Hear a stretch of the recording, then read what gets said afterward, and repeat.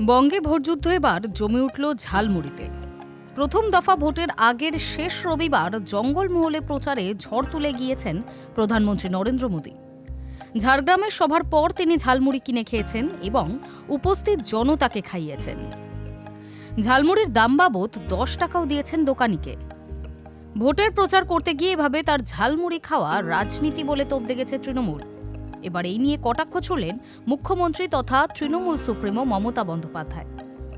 সোমবার মুরাইয়ের সভা থেকে তার মন্তব্য, শুনলাম উনি কাল ঝালমুড়ি খেয়েছেন, এসপিজিকে দিয়ে মুড়ি বানিয়ে খেয়েছেন।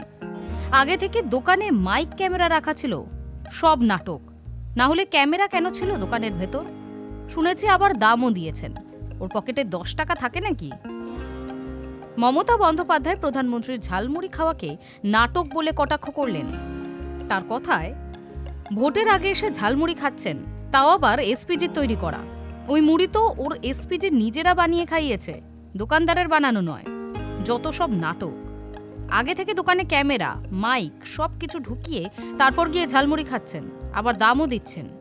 যে ভোটের আগে বলে আমি চাওয়ালা, কেদারনাথের গুহায় চলে যান, ওর পকেটে 10 টাকা থাকে নাকি?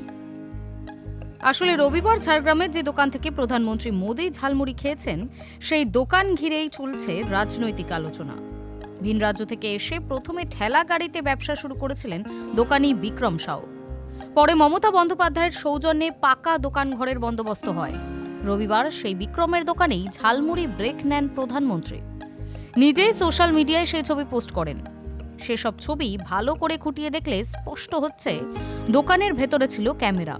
নেটিজেনদের একাংশের মতে এই ঝালমুড়ি খাওয়ার বিষয়টা পুরোটাই স্ক্রিপ্টেড। তৃণমূলও একই বক্তব্য পেশ করেছে।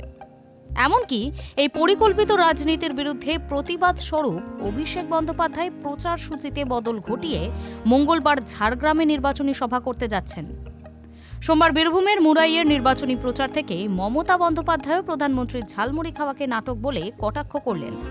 তার কথায়, ভোটের আগে এসে ঝালমুড়ি খাচ্ছেন, তাও আবার এসপিজি তৈরি করা। ওই মুড়ি তো ওর এসপিজি বানিয়েছে, দোকানদার বানায়নি। যত সব নাটক। কটাক্ষ পাল্টা কটাক্ষের বন্যায় একটা বিষয় স্পষ্ট, শেষ বেলায় ঝালমুড়ি রাজনীতি জমিয়ে দিল ভোট যুদ্ধ। Hi news network.